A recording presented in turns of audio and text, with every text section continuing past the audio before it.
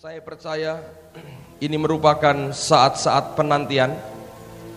Ada banyak gereja membuat kebaktian menantikan Roh Kudus selama 10 hari. Kita tidak lakukan itu. Saya rasa tidak ada hukum yang membuat kita tidak layak jadi gereja tanpa kita melakukan kebaktian 10 hari. Saya percaya seharusnya Roh Kudus sudah turun dan bekerja dan tidak perlu dinanti-nanti lagi.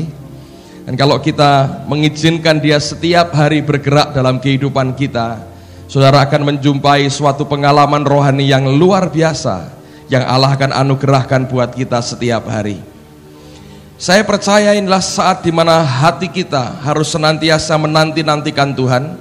Kita belajar kata Mazmur, return to your rest, kembali kepada tempat peristirahatan, tempat perhentian, tempat rest kita, tempat istirahat kita.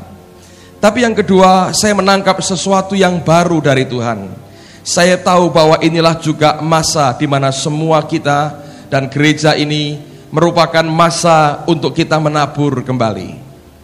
Beberapa hari yang lalu, dalam satu hari saya punya 2 pengalaman yang hampir sama.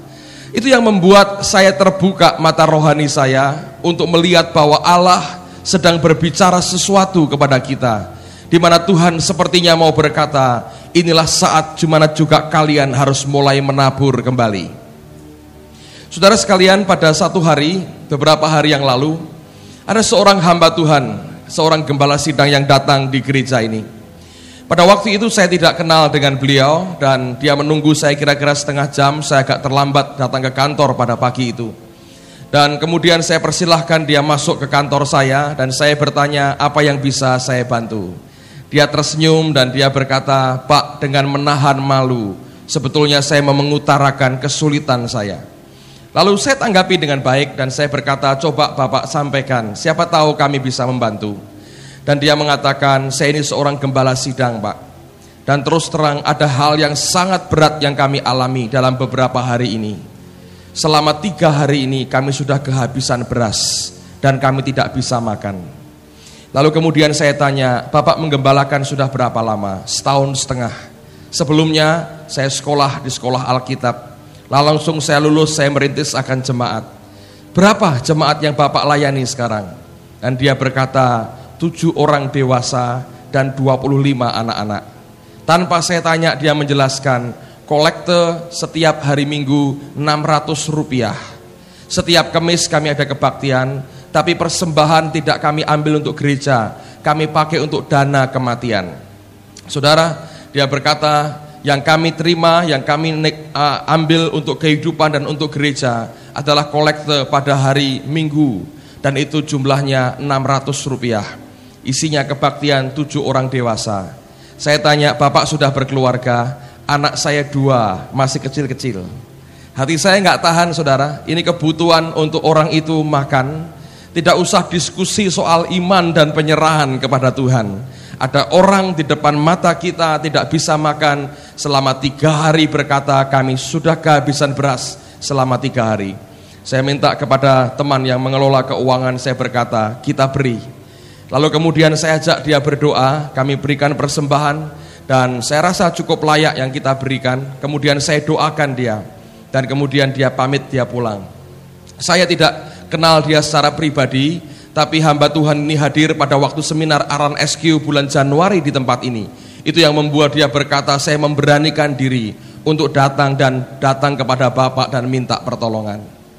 Tapi pengalaman yang kedua terjadi sore harinya, saudara. Saya diundang di sebuah gereja. Gereja ini tentu gereja yang terbuka sekali dengan apa yang Roh Kudus kerjakan. Jemaatnya orang-orang sederhana, mungkin kira-kira 100-150. Dan pada waktu itu mereka sedang membangun akan gedung ibadah mereka dan belum jadi. Tapi balkonnya sudah mulai dibangun dan kecil, tidak terlalu besar. Dari luar kelihatan cukup manis sekali. Dan pada waktu saya datang ke sana, saya datang lebih awal dari waktu kebaktian yang ditentukan. Dan saya berkata, "Pak, saya mau masuk, saya mau lihat gerejamu." Karena pada waktu itu kami kebaktian di ruang samping, sehingga tidak mau menempati akan gedung yang sedang dibangun karena masih berantakan dan belum bisa dipakai. Ketika saya melihat, saya senang, hati saya sejahtera sekali. Lalu kemudian pendeta ini berkata, tolong sekarang Bapak berdoa buat kami. Doakan Pak tempat ini supaya kemuliaan Tuhan terpancar dan banyak jiwa dimenangkan. Dan sore itu kami berdua berdoa bersama-sama di ruangan kebaktian yang belum selesai itu. Tidak ada perasaan apa-apa, saudara. Tiba-tiba gembala sidang ini bersaksi bagaimana dia selalu berharap kepada Tuhan. Dan dia belajar untuk menanti-nantikan Tuhan. Dan dia ceritakan semua yang ada. Saya tahu dia cerita dengan tulus. Kenapa, saudara? Satu, saya bukan seorang pengusaha yang diharapkan bisa nyumbang. Yang kedua, kami punya latar belakang organisasi gereja yang berbeda. Yang ngundang saya ini bukan dari JKI, dari gereja lain. Jadi ketika dia cerita memang untuk saya bisa mendoakan. Saya rasa hanya itu harapannya. Nah, pada waktu kebaktian dimulai, pada waktu menyembah Tuhan, pada waktu panitianya mulai menyanyi, bawa bendera begini-begini, tiba-tiba Roh Kudus berkata kepada saya, gerejamu nyumbang gereja ini. Saya berkata, benar Tuhan, sumbang, ini sumbang. Nah, saya bilang kita juga belum selesai. Dia berkata, kamu mesti mulai menabur, ini waktu untuk menabur. Sumbang, kasih jumlahnya. Saya diberitahu jumlahnya, saya diam aja. Sampai sekarang saya belum berikan itu dan saya belum ngomong kepada yang bersangkutan. Tapi kemudian selesai kebaktian, saya bicara dengan beberapa teman. Dan Ribkah ini ketawa-ketawa dan dia berkata, betul Pak. Loh, betul bagaimana? Saya berkata. Dia bilang, saya juga mendapatkan akan pernyataan Tuhan yang sama. Kita mesti memberkati gereja ini dengan keuangan kita. Saudara sekalian, saya percaya ini waktu untuk kita menabur.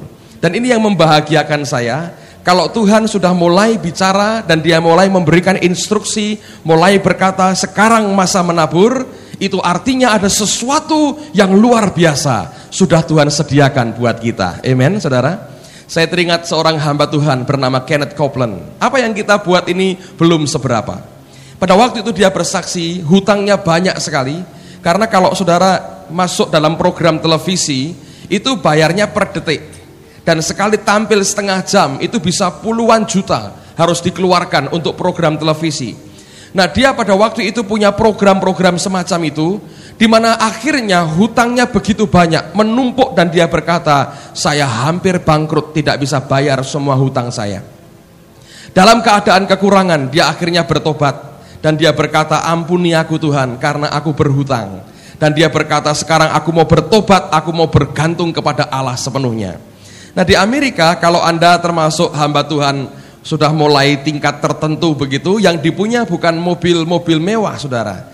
Mereka mobil semua rata-rata baik, mobil mewah atau tidak mewah cukup lumayan di Amerika. Tapi yang mereka punya sebagai bukti mereka itu merupakan suatu lapisan tertentu dalam masyarakat di Amerika, mereka punyanya jet pribadi, saudara. Jadi ini pendeta punya jet pribadi. Dalam keadaan utang begitu banyak, dia punya jet pribadi. Nah, jet pribadi sak murah-murahnya ya mahal juga, saudara. Lalu ketika dia berdoa, Roh Kudus berkata, berikan jetmu itu kepada hamba Tuhan yang lain. Di luar organisasinya, hambaku itu sedang berdoa kepengen jet pribadi. Nah, kamu punya utang, itu persembahkan untuk dia. Dan dia nekat, dia berikan jet pribadi. Kita belum pernah memberikan jet pribadi, jadi tidak terlalu luar biasa yang kita berikan. Dan dia persembahkan itu jet pribadinya, dikasihkan begitu saja. Dan akhirnya orang ini menerima, mendoakan dia. Dalam waktu sekian lama kemudian, Tuhan memulihkan luar biasa. Menurut saya dia beli lagi sekarang, saudara. Karena itu jadi kebutuhan bagi mereka. Tapi saya belajar sesuatu yang menarik sekali. Saya belajar inilah waktu di mana kita harus mulai menabur. Berbahagialah mereka yang boleh menabur di segala tempat di mana terdapat apa, saudara? Air. Kalau Anda melihat tempat di mana terdapat banyak air, Anda taburi, saudara akan berbahagia. Karena yang engkau tabur itu akan tumbuh dengan luar biasa dan kita akan menuai hasilnya. Saudara siap menabur? Saya ingin gereja kita ini nabur, saudara, untuk yang lain. Tidak usah lihat mereknya, untuk apa? Di surga nggak laku semuanya itu. Yang penting kita dirikan kerajaan Allah di atas muka bumi ini. Saya percaya satu kali ketika nanti kita bawa persembahan itu, teman saya hamba Tuhan ini tidak akan pernah menyangka bahwa ada gereja lain nyumbang, gerejanya sedang membangun, sedang kita sendiri belum selesai. Tapi saya melihat waktu kita buat seminar Arlan SQ Januari lalu, dalam keadaan kita masih punya hutang 100 juta. Januari lalu utang kita masih 100 juta saudara. Sebelum kita bisa melunasi semuanya masih 100 juta lebih. Tuhan berkata, beri untuk hamba-hamba Tuhan desa. Beri mereka diberkati, dan hampir 200 pendeta diberkati di tempat ini. Anda lihat akan hasilnya, dalam waktu singkat Allah memberkati kita dan hutang sudah semua dilunaskan. Bukankah Dia itu baik? Berbahagialah kita yang boleh menabur di sembarang tempat, di segala tempat di mana terdapat banyak air. Nah, pagi ini saya ingin menyampaikan apa yang Tuhan taruhkan dalam hati saya. Mari buka firman Tuhan sama-sama. Yoel pasal yang ketiga. Lihat pada ayat yang ke-9. Sebetulnya sangat berbahagia kalau kita mendapat instruksi dari Tuhan untuk berbuat sesuatu. Lebih repot kalau Tuhan diam saja dengan kita, tidak memberitahukan apa yang harus kita lakukan, itu lebih berat saudara. Tapi kalau Tuhan mulai berbicara dan Dia berkata tabur, waktu kita mulai menabur, saudara akan melihat anugerah Tuhan yang luar biasa. Saya pernah diajar Tuhan begini saudara. Pada waktu itu saya ikut KKR dari pendeta Benihin September tahun lalu. Dan pada waktu itu ada pengumuman siapa yang mau jadi partner. Partner itu artinya saudara jadi penyumbang tetap untuk acaranya dia. Dan dia punya pelayanan yang begitu banyak dan luas sekali. Kalau Anda jadi partner, Anda nyumbang $30 setiap bulan. Nah, pada waktu itu Roh Kudus berkata, kamu ikut? Saya bilang, Tuhan, ini orang sudah terlalu banyak duitnya ini. Oh, terlalu banyak orang Amerika nyumbang dia. Untuk apa saya nyumbang $30? Dia berkata, itu ada maksudku. Dan dia berkata, kamu ikut. Dan saya ikuti saudara. Dan saya bersyukur, saya tidak cerita apa yang Tuhan kembalikan. Tapi saya berkata, bisa memenuhi akan panggilan Tuhan. Dan perintah Tuhan sendiri itu sendiri sudah merupakan kebahagiaan. Saudara percaya itu? Kalau kita bisa melakukan apa yang Tuhan katakan, itu sendiri sudah merupakan kebahagiaan yang luar biasa. Nah, sekarang mari kita lihat Yoel pasal yang ketiga, ayat yang ke-9. Saya akan bacakan sampai dengan ayat yang ke-21.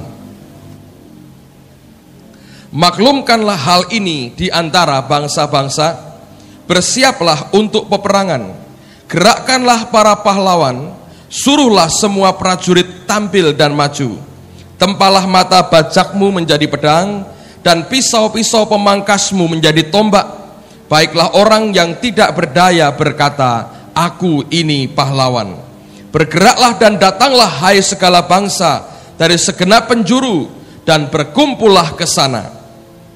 Bawalah turun ya Tuhan pahlawan-pahlawanmu. Baiklah bangsa-bangsa bergerak dan maju ke lembah Yosafat, sebab di sana aku akan duduk untuk menghakimi segala bangsa dari segenap penjuru. Ayunkanlah sabit, sebab sudah masak tuayan. Marilah iriklah, sebab sudah penuh tempat anggur, tempat-tempat pemerasan kelimpahan. Sebab banyak kejahatan mereka. Banyak orang di lembah penentuan. Ya, sudah dekat hari Tuhan di lembah penentuan. Matahari dan bulan menjadi gelap, dan bintang-bintang menghilangkan cahayanya. Tuhan mengaum dari Sion, dari Yerusalem Ia memperdengarkan suaranya, dan langit dan bumi bergoncang. Tetapi Tuhan adalah tempat perlindungan bagi umatnya, dan benteng bagi orang Israel. Maka kamu akan mengetahui bahwa aku Tuhan adalah Allahmu, yang diam di Sion, gunungku yang kudus. Dan Yerusalem akan menjadi kudus, dan orang-orang luar tidak akan melintasinya lagi. Pada waktu itu akan terjadi bahwa gunung-gunung akan meniriskan anggur baru, bukit-bukit akan mengalirkan susu, dan segala sungai Yehuda akan mengalirkan air. Mata air akan terbit dari rumah Tuhan dan akan membasahi lembah Sitim. Mesir akan menjadi sunyi sepi, dan Edom akan menjadi padang gurun tandus oleh sebab kekerasan terhadap keturunan Yehuda, oleh karena mereka telah menumpahkan darah orang yang tak bersalah di tanahnya. Tetapi Yehuda tetap didiami untuk selama-lamanya, dan Yerusalem turun-temurun. Aku akan membalas darah mereka yang belum kubalas. Tuhan tetap diam di Sion.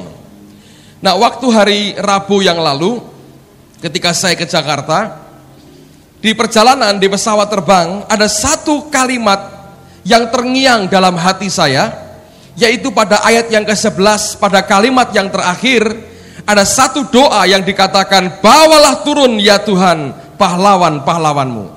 Mengapa ini perkataan terngiang? Anda masih ingat pada tanggal 12 yang lalu, minggu lalu sore, pada waktu kita buat celebration, kita bersyukur untuk apa yang Allah kerjakan di tengah-tengah kita.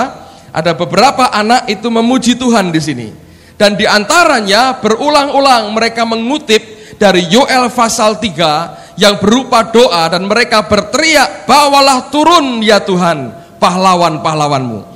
Dan tiba-tiba sepanjang perjalanan ke Jakarta itu saya sukar untuk memejamkan mata, ingin tidur tapi tidak bisa karena perkataan anak-anak itu terngiang betul di hati saya. Rasanya gemanya itu tidak pernah bisa berhenti. Terus saya dengar mereka berteriak, bawalah turun ya Tuhan pahlawan-pahlawanmu. Sampai akhirnya saya berdoa dan Tuhan mengajar sesuatu, karena saya tahu ketika Tuhan mulai memperdengarkan kembali akan suara semacam itu, biasanya ada sesuatu yang Dia mau sampaikan. Dan saya berdoa, Tuhan ajari aku apa yang sebetulnya Engkau ingin sampaikan kepadaku dan kepada anak-anak-Mu. Dan pada waktu itulah Dia mengajar sesuatu yang luar biasa. Kalau Anda perhatikan pada ayat yang ke-14, Alkitab berkata banyak orang di lembah penentuan. Ada suatu lembah yang namanya lembah penentuan. Ya, sudah dekat hari Tuhan di lembah penentuan. Lembah ini juga disebut sebagai lembah peperangan Yosafat. Dan orang menafsirkan secara fisik ini merupakan lembah Megiddo, lembah Armageddon. Yang orang berkata satu kali sebelum dunia ini berakhir akan terjadi peperangan yang sangat dahsyat antara kekuatan surga dan kekuatan neraka. Dan mereka memperkirakan akan terjadi perang yang terakhir, yaitu perang Armageddon, perang di lembah Megiddo. Itulah lembah penentuan sebetulnya, atau lembah Yosafat. Tetapi yang saya ingin sampaikan pada pagi hari ini, bukan secara fisiknya kita belajar tentang lembah Megiddo. Kalau Anda ke Israel, Anda akan melihat akan lembah itu sampai sekarang eksis, sampai sekarang ada lembah Armageddon atau lembah Megiddo. Tapi yang Tuhan mau sampaikan adalah bahwa saat ini pun sudah begitu banyak anak-anak Tuhan yang ada di lembah penentuan. Nah, kata penentuan itu artinya menunjukkan bahwa itu merupakan saat di mana keputusan terakhir akan diambil. Keputusan itu menentukan akan nasib daripada orang yang bersangkutan. Sebab kalau masih ada kesempatan lain, itu bukan penentuan. Tapi kalau kesempatan itu tinggal terakhir, itulah yang disebut dengan penentuan. Dan di lembah itu Alkitab berkata, ada begitu banyak orang yang sudah ada di lembah penentuan. Setiap keputusan yang mereka ambil akan berakibat begitu besar di dalam kehidupan mereka. Nah, ternyata tidak banyak orang Kristen, bahkan sebagian besar anak-anak Tuhan sendiri tidak sadar bahwa seringkali dia sudah ada di lembah penentuan ini. Dalam sejarah Alkitab kalau kita mempelajari, ada banyak orang-orang percaya yang akhirnya gagal hidupnya karena mereka tidak menyadari mereka ada di lembah penentuan. Bangsa Israel misalnya, setelah mereka keluar dari Mesir, mereka berkali-kali menggerutu. Sampai tiba-tiba tanpa mereka tahu sebelumnya, Tuhan berkata, yang sudah 10 kali menggerutu tidak bisa masuk Kanaan. Ketika mereka menggerutu kali yang ke-10, mereka tidak sadar mereka ada di lembah penentuan. Ketika mereka memutuskan apakah hari ini aku mau ngomel atau tidak, tanpa mereka sadari mereka sudah dilihat oleh Allah. Dan Tuhan berkata, kalian ada di lembah penentuan. Dan pada akhirnya waktu mereka memutuskan untuk ngomel, ternyata keputusan itu menentukan nasib mereka. Alkitab berkata, yang sudah 10 kali ngomel tidak boleh masuk Kanaan. Dan sebagian besar dari mereka ngomelnya sudah 10 kali, saudara. Saul juga mengalami hal yang sama. Setelah diurapi oleh Roh Kudus, Samuel sebelumnya berpesan, nanti kamu harus menantikan aku untuk kita bisa memberikan korban bakaran di hadapan Tuhan. Saul tidak sabar menunggu akan Samuel. Pada waktunya Samuel harus datang, Samuel belum datang. Dia melihat dia terjepit oleh tentara musuh. Langsung dia korbankan korban bakaran. Tanpa disadari, dia sudah ada di lembah penentuan. Keputusan yang dia ambil untuk melanggar akan aturan Tuhan tanpa disadarinya merupakan keputusan final atas hidupnya. Dan sejak itu roh Tuhan mulai undur daripadanya. Raja Belsasar misalnya, ketika dia memutuskan untuk menggunakan akan cawan dan semua perangkat bait suci yang dirampas dari Yerusalem dibawa ke Babel, dia juga tidak tahu itu merupakan saat keputusan di mana pada saat dia memutuskan itu langsung Allah menimbang hidupnya dan dikatakan engkau didapati terlalu ringan dan kerajaanmu akan dihentikan sampai sekarang, dipecah dua dan hari ini juga engkau mati. Tidak ada orang sebetulnya yang bisa menyadari bahwa betapa banyaknya orang-orang percaya hari ini yang ada di lembah penentuan. Seringkali kita berpikir masih ada kesempatan lagi yang Tuhan akan beri. Tapi saya melihat begitu banyak orang-orang percaya yang tidak sadar dia ada di lembah penentuan. Simpson, hal yang sama terjadi. Berkali-kali dia kecoh Delila dan dia bisa lepas. Kali yang terakhir dia betul-betul tunjukkan rahasia kekuatannya. Dan dia berkata, oh sekali ini pun aku akan lepas lagi. Tapi tanpa disadarinya, keputusan sudah dia ambil di lembah Megido itu dalam hidupnya. Dan akhirnya kita tahu dicungkil matanya, dijadikan sebagai bahan tertawaan musuh-musuhnya. Akhirnya dia mati bersama dengan semua lawan-lawannya. Kita hidup pada zaman yang sangat serius, dan tiba-tiba orang akan berkata, ternyata keputusan yang aku ambil hari itu merupakan keputusan di lembah penentuan. Saudara sekalian, lalu apa yang kemudian kita harus perhatikan? Saya mau kita melihat dulu dalam Lukas pasal yang ke-19. Nanti kita kembali kepada Yoel pasal 3. Saya mau tunjukkan bahwa sungguh-sungguh saat penentuan itu ada dalam kehidupan setiap kita. Lukas 19 ayat yang ke-41. Lukas pasal 19 ayat 41, Alkitab berkata, dan ketika Yesus telah dekat dan melihat kota itu, ia menangisinya, katanya, wahai betapa baiknya jika pada hari ini juga engkau mengerti apa yang perlu untuk damai sejahteramu. Tetapi sekarang hal itu tersembunyi bagi matamu.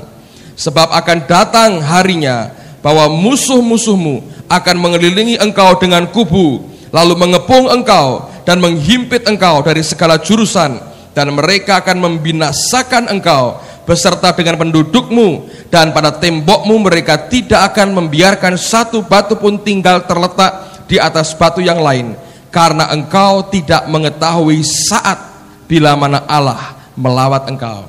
Kehadiran Yesus 2000 tahun yang lalu bagi orang Yahudi itu merupakan lembah keputusan. Ketika mereka memutuskan menolak Yesus, sampai dengan hari ini orang-orang Yahudi belum mau percaya kepada Yesus. Kalau Anda ke Israel, Anda akan diberitahu dilarang menginjili orang Yahudi. Saudara tahu mereka juga khawatir akan percaya kepada Yesus. Tapi sampai hari ini dengan begitu keras mereka berkata, mereka menolak akan Yesus sebagai Mesias. Saudara sekalian, ada momentumnya, ada saatnya, dan itu merupakan saat penentuan. Mari kita kembali ke Yoel sekarang, pasal yang ketiga. Nah, apa yang kemudian terjadi, saudara? Nabi ini melihat akan suatu masa yang mengerikan sekali. Masa di mana begitu banyak orang di lembah penentuan, dan saat itu tidak banyak orang Kristen yang di lembah penentuan itu yang sadar dirinya di lembah penentuan. Nah, pada waktu dia melihat akan semuanya ini, saudara, di tengah-tengah dia bernubuat, tiba-tiba roh Allah membuat suatu putaran yang aneh sekali. Nah, pada ayat yang ke-11, pada kalimat yang terakhir, tiba-tiba keluar suatu doa. Ayat sebelumnya dan sesudahnya itu merupakan nubuat. Artinya Tuhan berbicara kepada manusia. Tapi ayat 11 kalimat yang terakhir, tiba-tiba semuanya berubah. Manusia ini berbicara kepada Allah dalam suatu doa. Nah, apa yang disampaikan doanya? Teriakannya berkata, bawalah turun ya Tuhan pahlawan-pahlawanmu. Dengarkan baik-baik, saudara. Nabi ini bernubuat. Anda tahu kalau orang bernubuat, pikirannya akan jalan. Karena Tuhan bicara juga lewat hati dan pikirannya, dia mulai bicara. Dia mulai bicara, dia berkatakan apa yang dia lihat dengan mata kenabiannya. Dan waktu dia melihat itu, saya tahu hatinya begitu hancur. Melihat begitu banyak orang di lembah penentuan, dan mereka tidak sadar, mereka begitu terancam hidupnya dengan keputusan-keputusan yang mereka ambil, yang seringkali di luar kehendak Tuhan. Nah, tiba-tiba roh Allah membuat suatu putaran yang aneh dalam hidupnya. Dan saya percaya Yoel ini mata rohaninya dibuka dan dia melihat sesuatu. Sementara dia bernubuat dan dia berkata, siap untuk perang, siap untuk perang. Hatinya mulai menjerit dan dia mulai bertanya, Tuhan, kalau keadaan begini gawat, siapa yang bisa memberikan jawaban untuk semuanya ini? Siapa yang bisa memberikan jawaban dan bisa keluar sebagai pemenang dari pihakmu? Dan dia amati di seluruh dunia, tidak ada orang yang bisa tampil membela Tuhan dan memberikan jawab bagi dunia. Tiba-tiba mata rohaninya terbuka. Apa yang terjadi? Yoel melihat suatu kumpulan umat yang tidak didapati di bumi ini, tapi mata rohaninya melihat suatu kumpulan umat yang ada di sekitar tahta daripada Allah sendiri. Dan sepertinya rohnya melonjak dan Roh Kudus menguasai dia, dan dia berkata, Tuhan, kalau kumpulan itu yang engkau bawa turun, mereka akan sanggup sebagai jawaban bagi dunia ini. Kalau apa yang di dunia ini aku lihat, tidak satu pun akan sanggup mengatasi zaman yang begini berat. Tapi tiba-tiba mata rohaninya melihat, ternyata engkau punya pahlawan-pahlawan, ternyata engkau punya kumpulan orang-orang yang senantiasa ada dan tinggal bersama dengan engkau. Dan dia mulai menjerit dengan dorongan roh Allah, dan dia berkata, bawa turun yang itu Tuhan, kelompok yang itu aku mau, bawa turun, karena hanya yang itu yang sanggup memberikan jawaban. Saudara, dan ini yang sesungguhnya sedang disiapkan oleh Tuhan. Suatu kumpulan pahlawan-pahlawannya yang bukan oleh karena kerja kerasnya menghasilkan sesuatu, tapi orang-orang yang hidupnya begitu dekat di seputar tahta Allahnya dan tidak bergerak dari tempat di mana Tuhan duduk sebagai raja. Saya percaya Allah sedang menyiapkan suatu umat yang sebagian besar kita semua belum melihat akan penampakannya. Tapi orang-orang ini punya satu ciri yang sama. Mereka selalu ingin mendekat kepada Allahnya, dan yang adanya hanya di seputar tahta daripada Tuhannya. Mereka betul-betul pahlawan Tuhan, bukan oleh karena hasil kerjanya, tapi oleh karena hati mereka yang selalu melekat kepada hati Tuhan. Ada kumpulan orang-orang yang jatuh cinta luar biasa dengan tuannya, dan selalu hanya ingin ada di seputar tahta dari tuannya. Dan ini yang dilihat oleh Yoel ketika dia berteriak, bawa turun ya Tuhan pahlawan-pahlawanmu. Dia berkata yang lain tidak mungkin bisa memberikan jawaban, tapi kumpulan yang engkau punya itu sanggup. Dan dia berteriak, bawa turun mereka Tuhan. Karena terlalu mengerikan zaman ini, kecuali mereka yang turun, tidak ada penyelamatan lagi, semuanya akan binasa. Yoel tahu akan itu, saudara. Jeritan ini yang sebetulnya sedang ditanggapi oleh Roh Kudusnya dalam hari-hari ini. Dimana kalau Anda memperhatikan, dia menarik makin banyak orang datang mendekat dan melekat kepadanya. Anda akan lihat kumpulan orang-orang yang tidak disibukkan dengan urusan manusianya sendiri, tapi yang hatinya selalu berpaut dan melekat kepada Tuhan, dan yang terus nempel kepada Allahnya. Nah, sekarang lihat Kejadian pasal yang kelima. Kejadian pasal 5. Perhatikan ayat 21. Ada orang yang hidupnya seperti ini, saudara. Kejadian pasal 5 ayat 21. Setelah Henokh hidup 65 tahun, ia memperanakkan Metusalah. Dan Henokh hidup bergaul dengan Allah selama 300 tahun lagi setelah ia memperanakkan Metusalah. Dan ia memperanakkan anak-anak lelaki dan perempuan.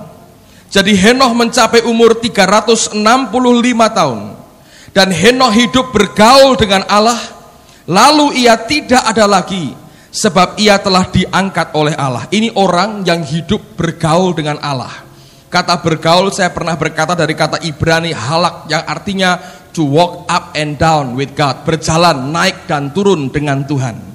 Nah, perhatikan Henoh yang sama, dia bernubuat. Buka surat Yudas, tepat sebelum Wahyu.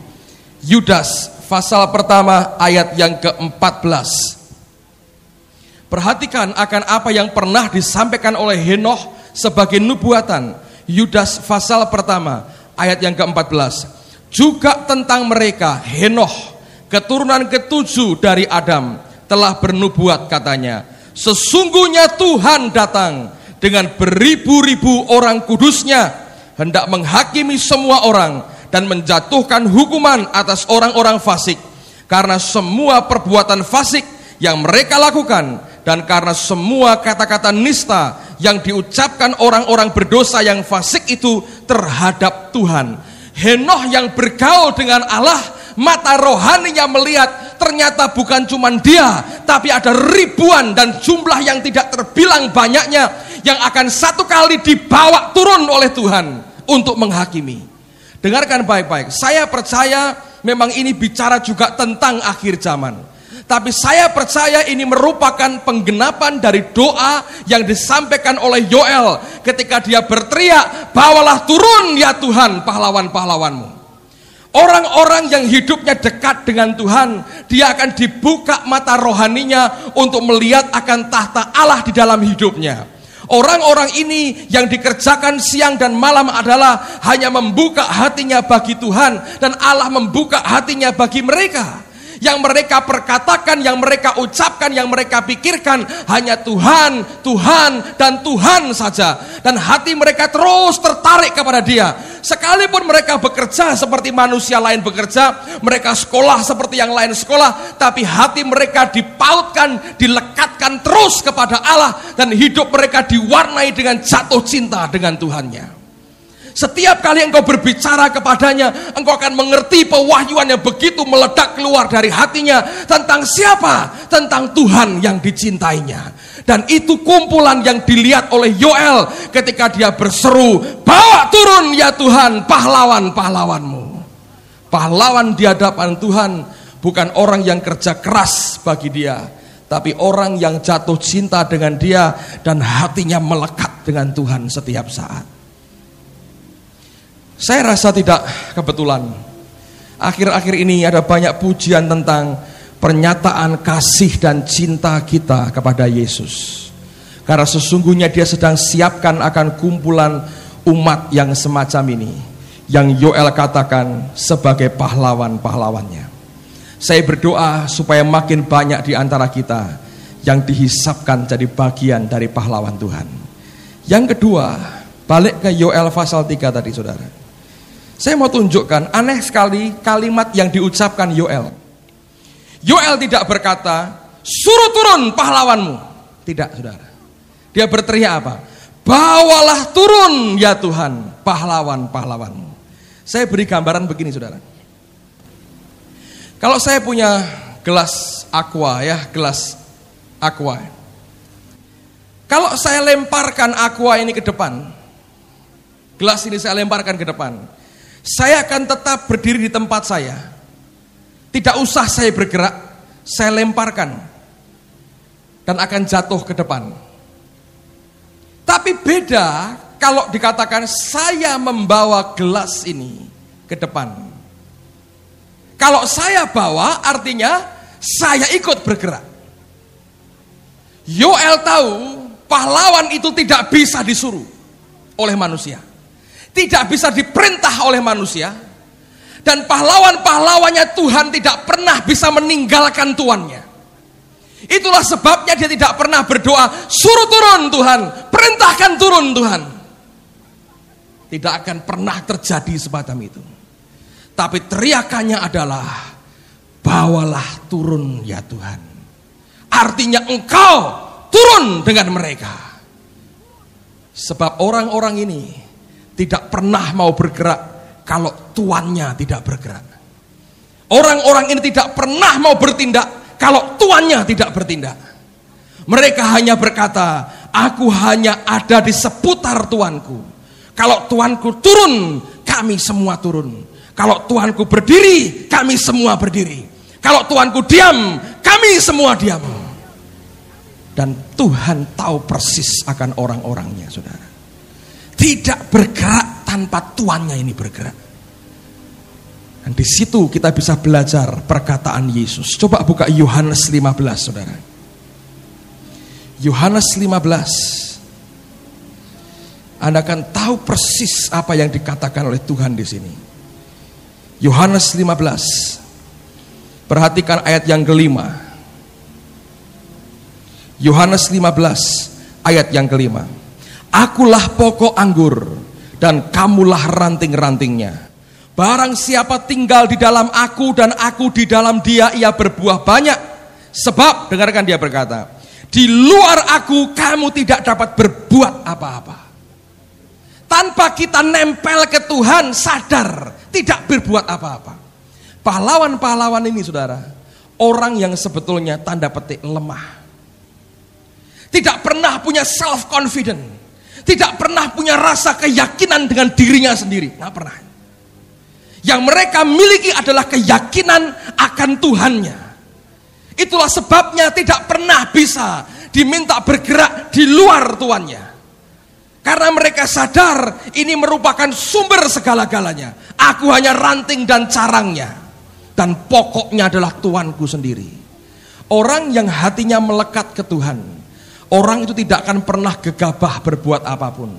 Dia akan belajar apa artinya menunggu akan Tuannya. Kata melayani dalam bahasa Yunani itu artinya menunggu. Kalau Anda ke luar negeri, para pelayan restoran diundang waiter, penunggu, saudara. Waiter, nunggu. Kerjaannya emang nunggu.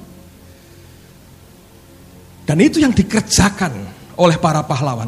Dan itu yang sama yang dibuat oleh Yesus. Coba buka Yohanes pasal yang ke-8. Yohanes pasal yang ke-8. Ayat 16, Yohanes 8, ayat 16. Dan jikalau aku menghakimi, maka penghakimanku itu benar. Sebab aku tidak seorang diri, tetapi aku bersama dengan Dia yang mengutus aku. Yesus memang diutus, tapi tidak sendiri. Yang mengutus Dia juga bersama dengan Dia. Luar biasa, saudara. Dan ini tipikal yang sama yang akan dimiliki oleh pahlawan-pahlawannya. Anda akan melihat bukan pribadi yang begitu hebat, dengan begitu dahsyat buat begini.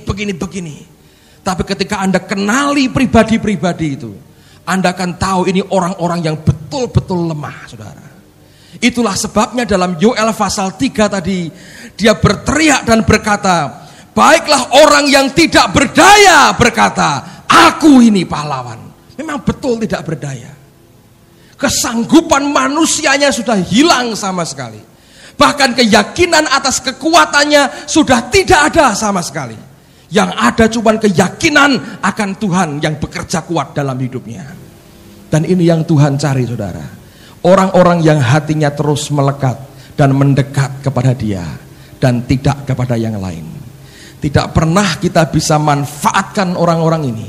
Dia hanya bisa bergerak bersama dengan Tuannya. Dan Anda akan lihat sesuatu yang luar biasa. Kemanapun dia pergi, apapun yang dia keluarkan dari rohnya, Anda akan melihat radiasi surga itu terpancar dari hidupnya. Anda akan melihat perbedaan antara orang yang termasuk pahlawannya dengan orang yang termasuk pekerjanya Tuhan. Orang yang hanya aktif, hanya bergerak, hanya sibuk dengan segala hal, tapi tanpa ada kehidupan keluar dari hidupnya. Tapi Anda akan melihat orang-orang yang nampaknya tidak kerja banyak, tapi setiap kali Anda berbicara, Anda bergaul dengan dia, radiasi surga itu terpancar keluar dari hidupnya dan orang-orang diberkati. Kenapa? Dia bergerak bersama dengan Tuannya. Kehadirannya seringkali merupakan jaminan bahwa Allah juga hadir di situ. Luar biasa. Karena orang-orang tidak pernah bisa bergerak tanpa Tuhan bergerak dulu. Kehadirannya akan jadi jaminan bahwa Tuhan juga hadir di situ. Saudara sekalian, Kalau Anda perhatikan dalam perjanjian lama, berapa kali yang namanya Elisa ini dicoba mau ditangkap oleh musuh, sebab kehadirannya identik dengan kehadiran Tuhan. Tapi yang luar biasa, tidak pernah bisa tangan lain menjamahkan hidupnya, karena proteksi Tuhan begitu hebat dalam hidupnya. Dengarkan baik-baik saudara, saya berdoa supaya kita semua punya hati yang ditarik kembali ke Tuhan, dan kita jatuh cinta lagi dengan Dia. Pada waktu hatimu melekat, dibawa melekat, engkau akan diajar. Engkau tidak pernah bergerak tanpa engkau melihat Tuhanmu bergerak di depan, dan engkau mengiringi akan kepergian Tuhanmu. Pada waktu itulah kehadiran kita seringkali jadi jaminan bagi banyak orang bahwa Allah yang luar biasa juga hadir oleh karena mereka hadir. Ini pahlawannya. Itulah sebabnya Yoel berteriak, bawalah turun ya Tuhan pahlawan-pahlawanmu. Yang terakhir, yang ketiga, setelah itu baru nanti ayat 9, ayat 10 akan terjadi. Lihat ayat yang ke-10 dari Yoel 3. Apa yang terjadi di sini?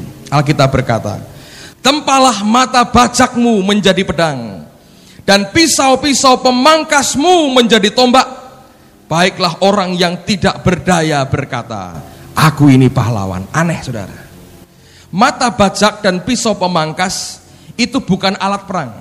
Itu alat untuk kebutuhan sehari-hari, untuk dagang, untuk cari nafkah, untuk kebutuhan sehari-hari. Ditempa jadi alat untuk perang. Dengarkan saudara, para pahlawan ini kemanapun bergerak, dia hanya ikuti kemana tuannya bergerak. Dan tiba-tiba Anda akan lihat, semua yang merupakan pegangan sehari-hari mereka tiba-tiba berubah menjadi alat perang. Ada orang yang masih pelajar, kerjaannya cuma penggaris, stip, ballpoint, dan buku matematika. Dia masuk sekolah seperti biasa, tanpa orang mengerti dia pahlawannya Tuhan yang dekat dengan Allah. Tiba-tiba sarana sekolahnya berubah menjadi senjata untuk peperangan. Dan tiba-tiba di kelas dia memberitakan akan kemuliaan Tuhan, dan orang-orang diselamatkan. Ada orang yang bekerja sebagai tukang becak, sepertinya itu hanya mata bajak biasa, karena hatinya melekat kepada tuannya. Tiba-tiba becak itu jadi alat perang.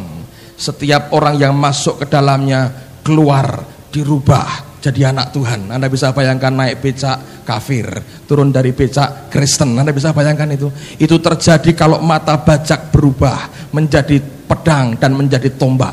Itu akan terjadi saudara. Orang jualan bakmi goreng di pasar saudara, orang datang mau beli bakmi kafir, habis makan bakminya Kristen lahir baru. Anda bisa bayangkan tuh, makan bakminya berzina, habis makan bakminya bukan cuma bakminya saudara, bakmi mata bajak ini berubah jadi pedang. Dia tinggalkan warung bakmi goreng itu, keluar berbahasa roh, kuriala para basika. Anda bisa bayangkan itu akan terjadi saudara. Mata bajak dirubah semua jadi pedang, dan semua pisau pemangkas diubah jadi tombak. Semua yang sepertinya hal yang biasa, yang wajar, tidak ada yang istimewa dari semuanya, tiba-tiba berubah. Anda bisa bayangin detailer obat datang ke dokter. Begitu dia masuk ketemu dokter kafir, dia jual obatnya dan dia beritakan Yesusnya. Tiba-tiba produk obatnya jadi pedang dan tombak, nembus sampai ke dasar hati dari dokter yang kafir itu. Dan ketika dia keluar, bukan hanya dokternya nulis resep obat yang dia jual, tapi hatinya menjerit dan bertobat kepada Yesus. Saudara bisa bayangkan itu yang akan terjadi pada akhir zaman ini. Kenapa? Sebabnya kita menekankan semua Anda harus ikut mesbah keluarga. Karena mesbah keluarga ini akan menempa mata bajakmu jadi pedang dan jadi tombak yang luar biasa. Tidak lagi 1-2 orang bergerak dengan talenta memberitakan Injil, dengan kemampuan berkhotbah. Tidak lagi begitu. Akan keluar orang-orang dengan apa yang ada di tanganmu saja. Tidak ada yang lain. Guru-guru les akan didatangi oleh murid-murid. Anak-anak bandel, anak-anak liar dari broken home akan datang.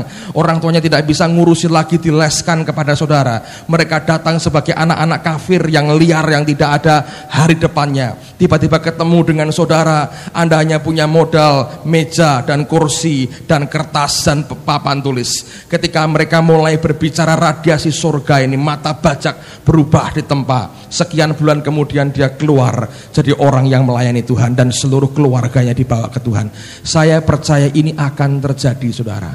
Tapi hanya akan terjadi oleh para pahlawannya. Ketika mata bajak ditempa menjadi pedang dan jadi tombak, semua yang sepertinya biasa akan berubah jadi sesuatu yang luar biasa. Apa yang orang berkata itu kelemahan, tiba-tiba dirubah radikal jadi kekuatan yang luar biasa.